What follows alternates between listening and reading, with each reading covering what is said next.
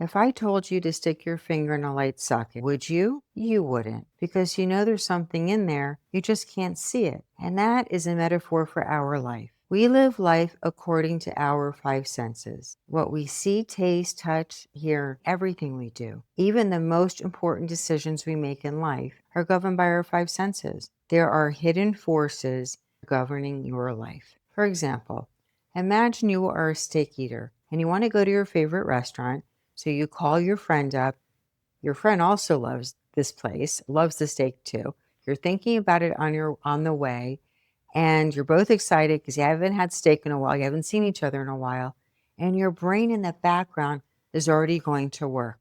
It already knows the experience that you have with this friend. So the part of your brain called the predictive brain is already going to work behind the scenes. And as soon as you walk into that restaurant, you are starting to salivate because you are thinking about the steak, you're smelling it. This is your predictive brain at work, already knowing the experience you're going to have based on your memories, based on your past experiences. Now, let's take this same scenario, but let's change one of the players. Instead of you're going with your friend, you choose to go with someone that you've just met. Doesn't like steak, they're a vegetarian. And you're thinking, you suggest the steak restaurant, and your friend just tells you for the first time they don't eat meat and suggest a really great vegetarian restaurant. You're thinking, how can I go to a place that doesn't have meat? And they're thinking, how can I go to a place that only serves meat? You have a part of the brain called confirmation bias. So that is your brain behind the scenes based on the five senses. Just like the light socket, there's a hidden system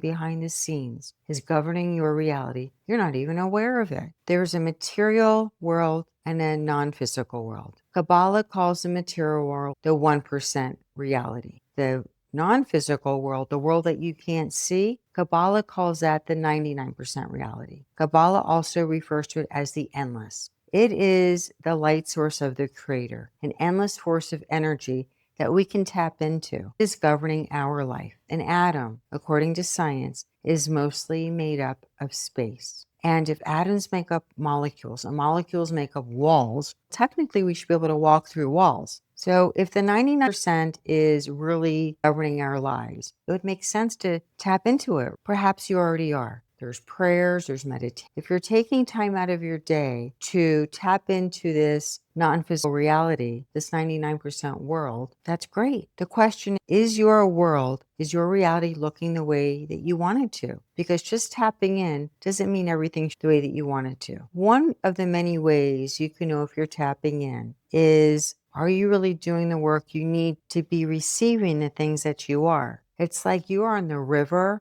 and you are flowing with the river. You're doing the work and you're not swimming upstream against the current. You know what it's like when you're swimming upstream against the current. Things become more challenging. You know that you have to do more work. Now imagine checks start coming in. That's the time to take attention and be aware, because just as quickly as something can come, there's things in life that you want, that you desire, that you need to earn. Knowing that 99% of what affects us goes beyond what we could see or sense with our five senses. Are you curious if something's missing?